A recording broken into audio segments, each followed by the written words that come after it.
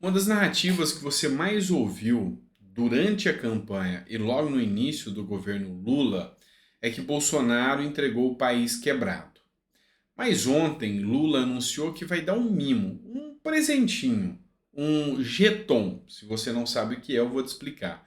Para os seus ministros no valor de 27 mil para cada um. Parece uma ofensa muito grande, né? E é. Dentre os filósofos que estudam essa relação do serviço público e da atuação no serviço público, tem um que eu tenho que citar para você, que eu conheço muito a obra dele, é o Michael Sandel.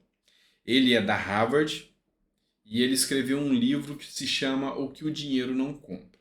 Então ele fala de muitas pautas, dentre elas a ética no serviço público, como devem se portar os gestores públicos, mas ele faz críticas aos altos salários dos servidores públicos. Segundo Michael Sandel, ele fala o seguinte: o servidor público que recebe alto salário, ele não vem pela sua vocação, ele vem pelo salário. Então você não escolhe as melhores pessoas e essas pessoas, na verdade, são verdadeiros parasitas, diferente do que acontece com a iniciativa privada. Então, para ele, ele condena os altos salários do serviço público, que é o pagador de impostos quem banca. Ele é harvardiano, e eu também, como harvardiano, concordo número, gênero e grau como ele. E você, o que pensa? Você acha que esse filósofo da Harvard está errado ou está certo? É sobre isso e muitas outras pautas que a gente vai falar nesse vídeo. Eu sou o Dr. Sandro Gonçalves, advogado, jurista e filósofo político. E é sempre um prazer enorme, gigante estar aqui com você. Enfim, a matéria que eu estou citando para vocês é essa aqui. Foi publicada no site O Antagonista. Ministros ganharão um jeton de 27 mil reais cada um. Se você não sabe o que é um jeton, anota aí para saber. O governo, quando ele tem as estatais, eles criam conselhos. E esses conselhos se reúnem mensalmente, bimestralmente ou trimestralmente. Ou seja, uma vez a um mês, 2 meses ou 3 meses, vai ter uma reunião, um conselhozinho, que às vezes dura 1 ou 2 horas. E para participar desses conselhos e dessas reuniões, cada um dos ministros do Lula vai ganhar 27 mil reais a mais, além dos altos salários que tem, além das diárias, bonificações, auxílio moradia, isso, aquilo e mais outro. E quem banca isso é você e eu. Aí daí você pode começar a entender um pouco mais o porquê o governo Lula é tão preocupado em manter as estatais e é contra a privatização. Enfim, você conhece o governo Lula. É o Lula do mensalão, do petrolão, da Petrobras quebrada e agora ele pega uma Petrobras com lucro bilionário. Imagina o que pode sair de tudo isso, né? Enfim, tá aí a notícia dada, não é das melhores, mas está dada. Jeton de 27 mil reais a mais, prepara para trabalhar mais para poder bancar esses 27 mil dos ministros do Lula, tá bom? Vem com outra notícia aqui que foi publicada no jornal Metrópolis. Eu me sinto envergonhado, em especial porque isso aqui é lá na minha terra natal, Goiânia. Pois é, depois de ter sido assaltado várias vezes, um comerciante que não pode fazer nada contra esse vagabundo deixou uma cartinha para ele. Senhor ladrão, por favor, não arrombe mais essa porta. Em menos de 3 dias, o senhor já veio 2 vezes nos trazendo prejuízo e dor de cabeça.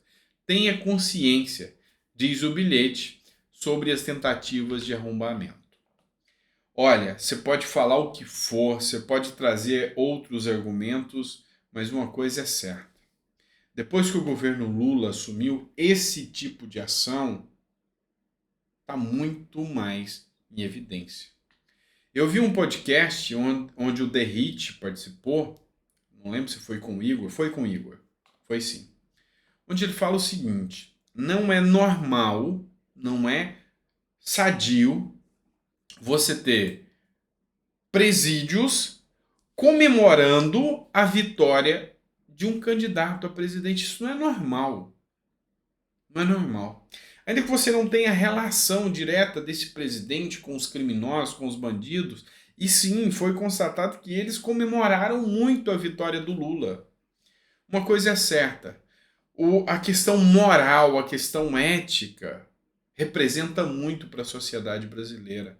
Quando você vê bandidos comemorando, é a mesma coisa que você falar para o bandido: olha, agora tem um aí que passa a mão na nossa cabeça e deixa a gente fazer o que quer. É absurdo e é isso que foi escolhido para o Brasil. Não é o que o brasileiro gosta, pode ter certeza disso. Ives Gandra, esse homem que eu tenho um respeito e uma admiração e devo a ele parte dos meus conhecimentos. Ives Gandra fez um vídeo e postou em suas redes sociais onde ele tece críticas às medidas feitas pelo ministro Alexandre de Moraes. E ele fala sobre as prisões preventivas relacionadas ao 8 de janeiro.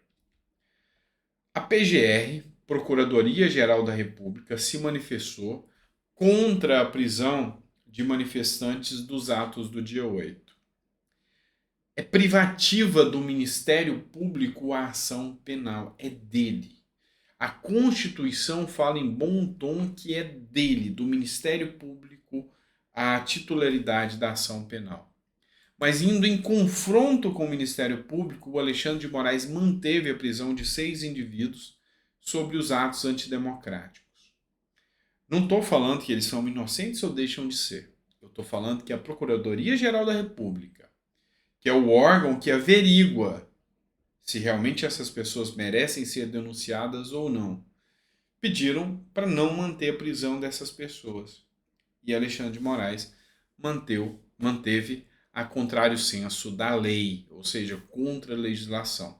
E aqui o próprio Ives Gandra Martins traz essa manifestação aqui. Bora lá, tem mais uma matéria aqui para vocês, matéria do Estadão. Governo Lula articula PEC que obriga militar a se aposentar para disputar eleição ou assumir ministério. Que o governo Lula não gosta nem um pouco de militares, você sabe disso. Afinal, eu já falei para você, quem foi que comemorou a vitória do Lula? Foi em qual lugar? Pois é. Então, na brincadeira de polícia e bandido, você sabe que o bandido não gosta da polícia.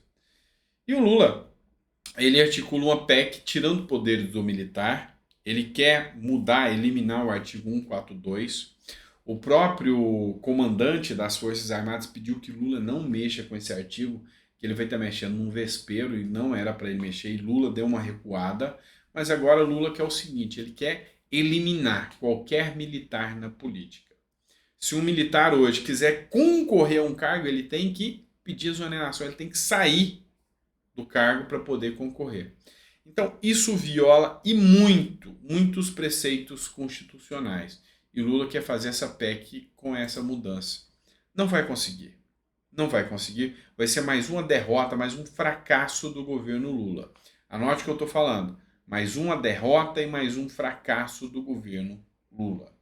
É o que vai acontecer. Ele não vai conseguir desarticular, até porque o Congresso, grande base do Congresso, é composto por militares, por delegados, capitães, enfim, militares e civis também, mas são pessoas da força pública, da segurança pública. Bora falar de governo Lula e desmonte da economia? Essa matéria foi publicada no Ache Concursos. AliExpress, tá? Uma loja chinesa de importados, já suspende venda de produtos para o Brasil. Taxas de importação estão mais frequentes nas compras vindas de fora. Grandes e-commerces chineses preferem não vender mais para o Brasil. Pois é, a Patricinha que fez o L vai deixar de comprar a blusinha dela, a brusinha, lá na Shein. A partir do momento que o governo resolve taxar as empresas de importação, acontece que esses produtos deixam de chegar aqui no Brasil a preços módicos, ou seja, preços melhores. O que Lula teria que fazer? Uma revisão do arcabouço fiscal, uma revisão da estrutura fiscal brasileira, reduzindo os impostos das empresas que existem no Brasil e não cobrando mais do brasileiro. Eu vou falar só mais uma vez, você vai tatuar isso na sua testa. Empresa não paga imposto. Empresa repassa. Se eu fabricar esse celular já está na minha mão, já deve ter uns 4 anos, viu? Eu não sou muito apegado a coisas materiais, não. Deve ter uns 4 anos que esse celular está na minha mão. Se ele custa R$ 1.000 com um imposto de 10%, eu pago os R$ 1.000 nele. Se ele custar R$ 1.000 e o imposto for 20%, esse valor vai ser repassado para mim e eu vou pagar mais caro. Eu vou pagar aí os 20% a mais. É eu que vou pagar, não é a empresa que fabrica celular. Deu para você entender que você, cidadão que trabalha, é o operário, né, como diz os marxistas, o operário que trabalha e consegue o seu salário e é esse que vai pagar o imposto no consumo? Pois é. E assim, mais um desmonte do serviço público. Lula precisa arrecadar para gastar mais. É grave. Vai ficar mais difícil ainda para o mais pobre que, né, não tem jeito. Pessoal, seguinte, a internet não esquece jamais. Eu pesquisando aqui sobre a Operação Storm, investigação da FBI, tá, ministros, olha só o que eu achei aqui, tá? De 2016. Olha que pérola rara que eu achei no site do PT. PT, defende o Brasil, defende você, defende o seu bolso, tá? Hipocrisia do caramba. Olha o que eles falam. Moraes recebe 4 milhões de empresa investigada pela Polícia Federal.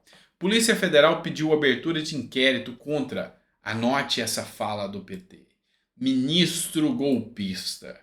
Mas o caso foi arquivado sumariamente por decisão do ministro Luiz Fux, do Supremo Tribunal Federal.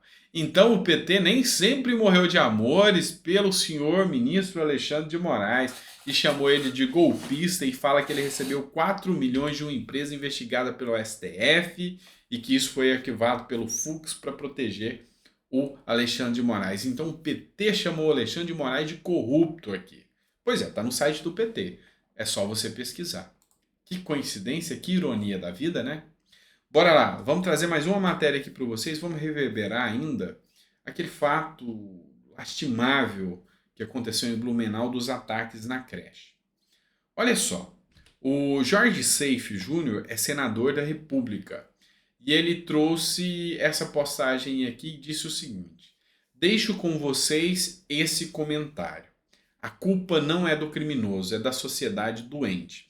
Pois é, tem gente que está se perguntando por que a Globo está despencando tanto. Eu vou mostrar para vocês o porquê. Passando a mão na cabeça daquele monstro, assassino que fez aquilo com as crianças. Olha só. Uma medida do governo federal que vai resolver esse problema. Isso é um problema de uma sociedade doente. Uma sociedade adoecida por anos de discurso de ódio, adoecida por um discurso contra a escola, né? A escola é partido político, as universidades são antros de maconheiro, os professores não estão ensinando coisas decentes, o bom é homeschooling. Então a gente tem assim existe um caldo contra a escola dentro desse discurso de ódio, que eu identifico a extrema-direita que levou Bolsonaro ao poder como a grande propagadora desse discurso. Então, eu já falei para vocês, e já reverberei aqui para vocês, que eles tripudiam em cima de caixões. Eles conseguem fazer politicagem em cima de tudo, até das coisas mais tenebrosas que acontecem no Brasil. O comentário não vai ser meu, o comentário vai ser da Kelly Cristina, que colocou aqui. Pelo amor de Deus, justo a extrema-direita e Bolsonaro que mais atua contra a criminalidade, será que essa pessoa não tem um pingo de consciência e autocrítica? Porque empatia com as vítimas? Jamais. Então esse comentário aqui, ele suprime qualquer comentário que eu poderia colocar, porque esse aqui já mostrou tudo. Parabéns, Kelly Cristina, por ter colocado esse comentário aqui, nesse infeliz comentário desse cidadão da Globo. Aí perguntam por que é que a Globo está caindo. Bora lá de matéria nova? Money Times, tá? Política de preços da Petrobras, a Petro, tá? É pivô de desgaste entre Lula e Prates, tá? Prates, Jean Paul Prates, do Rio Grande do Norte, que é senador da República e agora assumiu a presidência da Petrobras. O que está acontecendo? o Lula quer que já mude a política de preços da Petrobras na canetada. Isso aqui vai causar um rombo e um impacto com os acionistas. Vai cair o preço da Petrobras, vai despencar o preço das ações da Petrobras. Enfim, nós teremos uma instituição mais fraca. O que é o grande problema aqui? Lula quer que seja na canetada e o Jean Paul Prats está barrando. O que está acontecendo? Os ministros do Lula estão tendo que pôr freios no Lula. Você tem noção do que está acontecendo? O Haddad está tendo que pôr freio no Lula. O ministro da Agricultura, o ministro do Desenvolvimento Agrário, vem e fala que é contra o MST e é a favor de liberação de armas no campo. O ministro da Educação vem e fala que suspender ou revogar o ensino médio é um retrocesso. Caramba, o que está acontecendo? Que absurdo é esse? É um presidente que não tem noção das suas falas. E agora ele tem como alvo, como um pivô de briga, e a Money Times que está falando, não sou eu não, pivô de brigas, pivô de desgaste, com o Jean Paul Prats que está falando, calma que não é só chegar e baixar na canetada. Não é assim que o mercado funciona. Gente, esse senhor, sinceramente, precisa rever vários conceitos dele, porque essas ações maléficas que ele vem tomando, quem vai sofrer mais é o pobre. Tá? É o pobre que vai sentir na pele o impacto dessas decisões abjetas que esse presidente vem fazendo. Fazer o quê, né? Mas agora eu vou elogiar o Lula. Pera aí, você vai bugar a sua mente, tá? O cara acaba de falar mal do Lula, agora vai elogiar o Lula? Sim, vou elogiar o Lula. Lula copia e cola programa do governo Jair Bolsonaro que renova a frota rodoviária. Pois é, agora nessa aqui eu vou elogiá-lo. Por quê? Porque se tem uma coisa que tem que ter investimentos é na infraestrutura e na frota rodoviária que nós temos. Em especial, deveria se investir na frota ferroviária brasileira. Mas enquanto ninguém fez isso, renovar a frota rodoviária é importante. E Lula veio e anunciou que vai fazer todos os desmontes do desgoverno Bolsonaro, né? Mas que agora ele vai colocar novas pautas. E ele copiou esse projeto do governo Bolsonaro, que foi implementado durante a pandemia, que deu certo, e agora fala que é dele com um novo nome. Ainda bem que tem a Jovem Pan aqui para dizer que foi um Ctrl-C, um Ctrl-V do projeto Bolsonaro. Não vou falar que é isso porque o Lula é analfabeto digital. Ele anunciou, não sou eu que estou falando, não. O próprio Lula disse que nem celular ele tem e sabe usar. Agora, você imagina o Brasil na mão de um cidadão que não sabe usar redes sociais, não sabe se comunicar através das redes sociais, não tem celular, não vê o avanço da tecnologia. É por isso que ele fala coisas abjetas e absurdas aí e fica por isso mesmo, tá? Bora lá, vamos fazer questionamentos jurídicos, porque é assim que funciona. Do Flávio Dino, tá? Então o jornal Metrópolis trouxe uma postagem aqui dizendo que o Flávio Dino pediu uma inclusão de Deltan Dallagnol no inquérito das fake news. Ó, preste atenção nisso. No inquérito das fake news. E é questionado sobre Janones e diz que apenas vítimas podem fazer representação. Ministro da Justiça afirmou que o ex-procurador da Lava Jato o acusou de fazer acordo com o crime organizado para entrar no complexo da Maré. Preste atenção nesse vídeo aqui. Sua opinião sobre a inclusão de Deltan Dallagnol no inquérito da fake news? Na verdade, eu fiz essa representação na medida em que ele, infelizmente, em algumas entrevistas, repetiu um disparate em que a minha ida ao Complexo da Maré teria derivado de um acordo com o crime organizado. Eu tenho biografia, eu tenho respeitabilidade profissional, eu tenho ficha limpa e, portanto, eu não aceito que ninguém, absolutamente ninguém, invente ou propague uma calúnia dessa dimensão. Quem tem pessoal jamais. Tanto que eu fiz contra vários deputados e senadores que eu sequer conheço. Agora eu espero que os deputados e senadores todos reflitam sobre a importância da imunidade parlamentar. A imunidade parlamentar não pode ser alvo de abuso, não pode ser desviada da sua finalidade. Imunidade parlamentar não é escudo para cometimento de crime. O senhor pretende colocar também Janones? O Janones não me ofendeu, ao que eu saiba. A mim, não. Então é pessoal? Não, é porque é uma questão jurídica, na verdade. É porque crime contra a honra é necessário que a vítima tome a iniciativa. Então não é uma questão pessoal, é uma questão técnica. Está no artigo 145 do Código Penal. Vamos lá, vamos entender um pouquinho. Tem uma turma aí de petista, de militante, que está ovulando com essa fala do Flávio Dino. Vamos entender isso aqui? Flávio Dino resolve colocar o Deltan Dallagnol no inquérito das fake news, porque, segundo Flávio Dino, ele, com a imunidade parlamentar que ele tem, questionou a ida do Flávio Dino na Maré. Vamos lembrar alguns pontos. Primeiro, é papel do legislativo fiscalizar o judiciário. E é um judiciário que não gosta de ser fiscalizado. Então, já começa errado aí. Segundo, ele denunciou ele no inquérito das fake news. Quando a repórter questionou, é pessoal, né? Ele falou, não. Ele falou, então você vai denunciar o Janones também. Aí ele falou, não. Ó, é uma questão jurídica e eu não fui vítima, ele não me ofendeu, então eu não vou fazê-lo. Deixa eu explicar uma coisa para vocês. Vários filósofos falaram sobre a mentira, mas um deles que mais discorreu sobre a mentira é o Immanuel Kant. E ele argumenta que a mentira é sempre moralmente incorreta. Ela nunca pode ser justificada. Então ele não abre espaço para mentira como se ela fosse certa. Deixa eu explicar uma coisa para vocês. Flávio Dino tem que entender que realmente nos crimes contra a honra, ela pode ser uma ação pública condicionada à representação ou uma ação privada. Ou seja, realmente é só mediante representação. Nesse ponto, não houve a mentira. Aonde que está a mentira aqui da fala do Flávio Dino? Ou o equívoco jurídico, vamos dizer assim, né? Para não falar mentira, o equívoco jurídico. Onde está o equívoco jurídico? A representação foi feita no inquérito das fake news, lá no STF.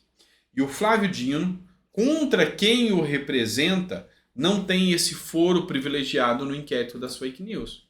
Ou seja, se realmente a ofensa fosse a sua pessoa, Flávio Dino deveria fazer a denúncia ao juiz convencional, tá? E não ao Alexandre de Moraes no inquérito das fake news. Então, infelizmente, essa narrativa aqui não deve prosperar. Para quem acreditou nisso aí, fez reverberar aí a militância, desculpa, mas vocês não têm muitos neurônios para acreditar nisso aqui, tá? Ou não têm conhecimento nenhum jurídico para acreditar nisso aqui. Vamos falar da última pauta aqui, porque o vídeo já está com 22 minutos e a gente encerrar o dia com uma pauta importante. O presidente da Câmara dos Deputados defende punição mais dura para crimes hediondos contra crianças. A repercussão de Blumenau alcançou o Arthur Lira. Esse ponto aqui é interessante, porque a esquerda está contrária a isso. A esquerda não quer endurecer penas, a esquerda não quer armamento nas escolas, a esquerda não quer detector de metal nas escolas. E Arthur Lira mostra mais uma vez o descolamento dele com a esquerda. Falou que vai trabalhar e que vai colocar inclusive urgência nessa pauta desses projetos. Enfim, é importante que a gente tenha um presidente da Câmara dos Deputados que não tenha esse vínculo tão grande com a esquerda. Isso é importante porque a esquerda a gente já viu que eles têm a sanha de tomar o poder, de tomar conta de tudo, né? Enfim, é isso. Espero que você tenha gostado do conteúdo. Às vezes a gente traz pautas mais importantes, às vezes algumas pautas mais reflexivas, ou seja, para a gente fazer uma reflexão sobre o que está acontecendo mesmo. Mas o que eu quero que você saiba é que você é muito importante para mim. Quando eu paro para pesquisar o conteúdo, e assim, eu não faço parte de uma grande empresa como a CNN ou a Jovem Pan, que tem o redator, que tem o roteirista, que tem o figurinista, nem o maquiador, tá? Essa semana vocês reclamaram do meu cabelo despenteado que eu vi, viu? Vocês não pensem que eu não vi vocês reclamando do meu cabelo despenteado, não. Eu já até passei um gelzinho para ficar menos feio para vocês. Enfim, mas o que eu quero que vocês entendam é que eu preparo com todo carinho, porque realmente eu vejo o quanto vocês são importantes na minha vida e na minha nação. Porque vocês são a esperança que nós temos para a nação, porque vocês estão preocupados em saber o que está acontecendo na política. Hoje, se eu perguntar para vocês quem são os ministros do STF, você sabe. Se eu perguntar para vocês quem são os atores da novela, você não está nem aí com isso. Quem são os jogadores da seleção brasileira hoje, vocês não estão nem aí com isso. O brasileiro mudou. Mudou. E Lula não esperava esse tipo de brasileiro. E ao que depender de mim, eu vou fazer o meu papel. Então, assim, são milhões de visualizações por mês. E eu sou muito grato por isso. Mas eu queria que vocês saibam que é devido à importância que vocês têm na minha vida que eu paro, faço o editorial, separo o conteúdo, estudo cada tema, me preparo para trazer aqui os pontos mais relevantes para você. Então, assim, o que eu posso dizer para vocês com toda certeza é gratidão, muito obrigado pela confiança que vocês têm no meu trabalho, mas eu queria que vocês soubessem que essa confiança é recíproca. Tá? Essa confiança com certeza é recíproca, é por isso que eu me dedico tanto a esse trabalho que eu acho que tem um impacto fundamental na vida das minhas filhas, dos meus netos que virão, dos seus filhos, dos seus netos, enfim, do nosso Brasil. Tá bom? Grande abraço, fica com Deus, obrigado por tudo. Amanhã eu volto, viu? Sábado e domingo não tem dessa não, a gente precisa aprender, conhecimento não tem dia, não tem hora, a gente aprende sempre juntos, tá bom? Grande abraço, fica com Deus e até o próximo vídeo.